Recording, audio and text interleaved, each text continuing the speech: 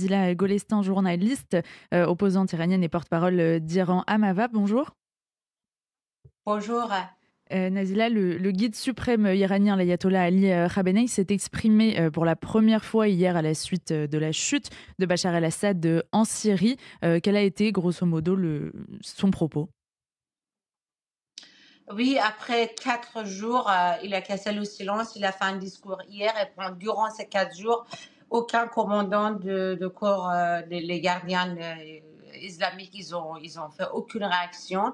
Et après 4 jours, il a fait un discours remarquable hier qu'il a menacé directement la population, ceux et celles qui critiquent avec tout ce qui s'est passé en Syrie ou donner, enfin, même un avis sur l'affaiblissement du régime iranien en Syrie et dans la région. Il a directement menacé que c'est un crime, et donc ça c'est à l'intérieur. Après, comme d'habitude, il a nié le fait qu'ils ont échoué. Parce qu'il y a pas mal de parlementaires au sein du régime qui ont commencé à critiquer des milliards de budget de l'État qui a été financé pour le terrorisme et pour soutenir le gouvernement Bachar al-Assad en Syrie. Et donc, il a directement menacé, il a considéré tout ça comme un crime, considéré comme un crime, et il faut que voilà, les gens ils arrêtent à continuer comme ça. Et donc, deuxièmement, ce qui se passe à l'intérieur du pays, au-delà des critiques des parlementaires, etc. Donc, il y a la population aussi qui sent, on voit la résistance civile qui continue. Et les femmes, ils continuent leur combat contre le régime. Et il y a un grand espoir aujourd'hui à l'intérieur du pays pour les acteurs politiques qui commencent à agrandir la coalition nationale autour des valeurs démocratiques pour qu'ils puissent récupérer éventuellement, ou plutôt le mot, guider la période transition après Ali Khamenei.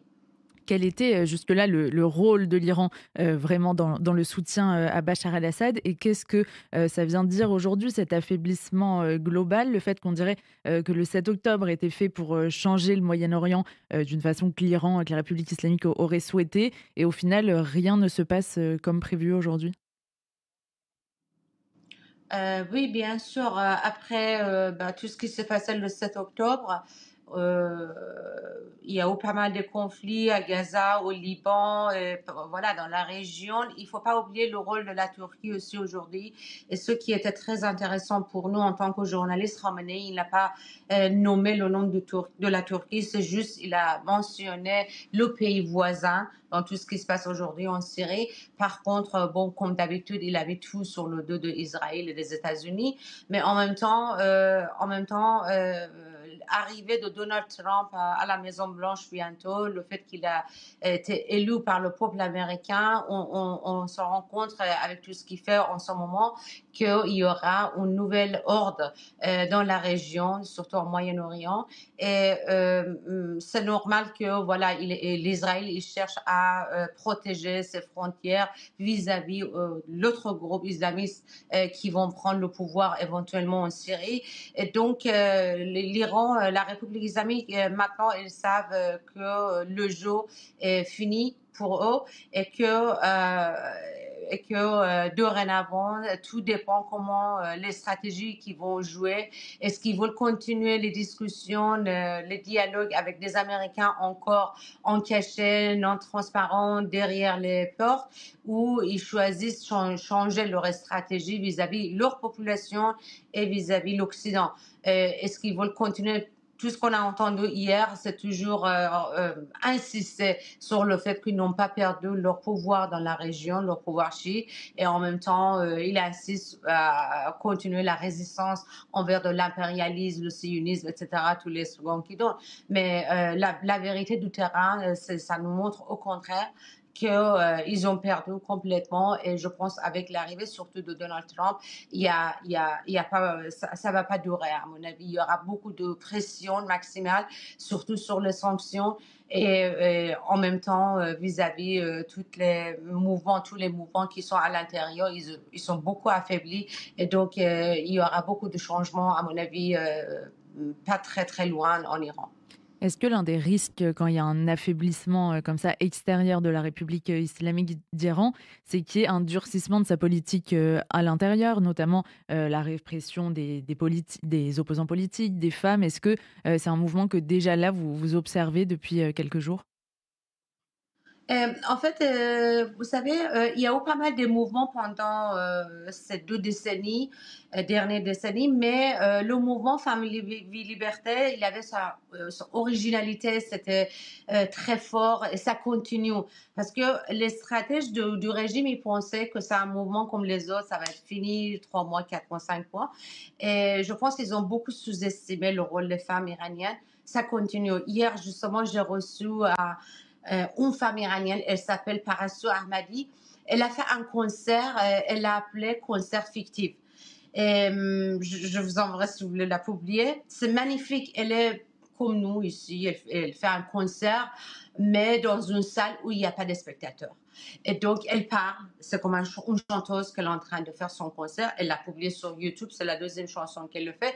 Elle a offert ce concert à la population, à ses spectateurs qui n'existent pas.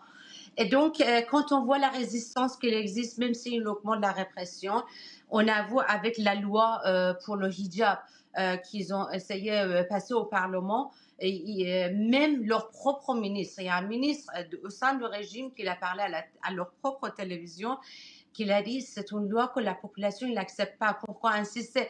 Donc, il commence, vous savez, ça nous rappelle un peu l'époque de l'URSS, avec tout ce qui s'est passé avec le président Reagan, comment l'humour elle est tombée. Là, on le sent pas à pas. Et là, je pense, tout dépend. Pour nous, le régime est fini, c'est sûr. Mais tout dépend comment la population et surtout les acteurs politiques sur le terrain ils vont jouer. Est-ce qu'ils arrivent à maintenir une coalition nationale où il y a tout le monde, toutes les tendances politiques, pour avoir une transition démocratique comme on a vécu pour Pologne, Tchécoslovaquie, en Afrique du Sud, soit ils n'arrivent pas à le faire, et donc l'Iran, il va avoir le même destin qu'au Pakistan de Zia-ul-Haq ou la Syrie aujourd'hui. Ça veut dire ils vont nous emmener quelqu'un pour gérer le pays. Donc tout dépend de l'intelligence de tous les pays, et de l'autre côté dépend aussi la solidarité des pays occidentaux vis-à-vis le mouvement Femmes et Liberté, et d'être leur voix, parce que on entend beaucoup aujourd'hui, d'un coup, on entend de Bachar al-Assad que c'est un criminel de guerre, c'est un criminel contre l'humanité. Hier, on ne parlait pas du tout de Bachar al-Assad. Aujourd'hui, tout le monde en parle. Mais on n'entend pas assez encore sur l'apartheid sexuel ici, en Europe, aux États-Unis, même aux Nations Unies. De temps en temps, on en parle sur tout ce qui se passe, mais quand la semaine dernière, ils ont fouetté une femme juste parce qu'elle s'est défendue, il y avait un Basiji qui l'a agressée, elle s'est défendue elle-même, on l'a fouetté cette femme, elle a sorti les vidéos, le dos, tout ça, mais personne n'en parle. Parce que je ne sais pas pourquoi la discrimination contre les femmes, ce n'est pas encore considéré comme un crime humanitaire. Donc, il y a tous ces enjeux qui jouent pour l'avenir vis-à-vis de la République islamique. Parce que moi, je dis toujours, le départ ou la chute d'une dictature, ça ne veut pas dire que c'est la chute d'une dictaterie. La chute d'un dictateur, ça peut aboutir avec remplacement à notre dictaterie.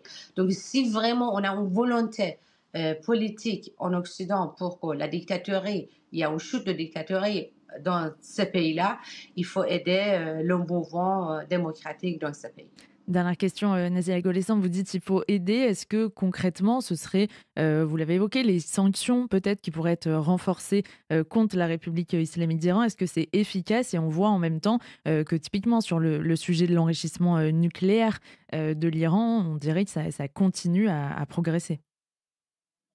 Vous savez, les sanctions, ça existe toujours. C'est une décision d'État. C'est pas moi qui va le dire, qui vont m'écouter. C'est la Maison Blanche qui décide entre nous. Mais les sanctions maximales qu'on l'a fait pour l'Afrique du Sud, pour les Russes, l'URSS, ça a bien marché. Pourquoi? Parce qu'il y avait un support maximal du mouvement démocratique du pays. Comment ça marche? Ça veut dire Les sanctions, par exemple, à l'époque, enfin, pendant que Biden, président Biden, il était à la Maison-Blanche, il y avait des sanctions contre le régime, mais ils ne l'ont jamais exécuté. Ils ont payé même l'Iran. Ils ont continué à dialoguer avec la République islamique. Donc, ils ont laissé la Chine acheter le pétrole. Ça ne sert à rien que vous mettez les sanctions et de l'autre côté, vous laissez les mains ouvertes de Chine acheter le pétrole. Ils ont rempli leurs poches. Ils ont financé le Hezbollah, les Hamas, etc. Donc, les sanctions, ça marche quand ils l'exécutent et en même temps, ils soutiennent un mouvement démocratique à l'intérieur du pays, pas à l'extérieur. Ça veut dire, comme on a fait, on a invité Desmond Tutu aux Nations Unies, ça veut dire on n'a pas invité je ne sais pas, par exemple, le représentant du régime d'Afrique du Sud. Donc, si les Américains, ils veulent vraiment un changement démocratique en Iran, il faut imposer les sanctions, mais aussi les exécuter et en même temps soutenir le mouvement démocratique. En même temps, on invite quelqu'un tous les héros et les héroïnes qui sont à l'intérieur du pays tous les jours, ils sont en train de se battre avec ce régime sanglant, comme Narges Mohammadi, il y en a, on a des noms qu'aujourd'hui tout le monde les connaît. Ils peuvent les inviter un ou une entre ces gens-là au sein des Nations Unies et à ouvrir un dialogue et reconnaître qu'il y a une coalition à l'intérieur du pays. Tant qu'ils ne reconnaissent pas qu'il y a une coalition à l'intérieur du pays, qui continue à dialoguer derrière les portes ouvertes, on va continuer comme ça.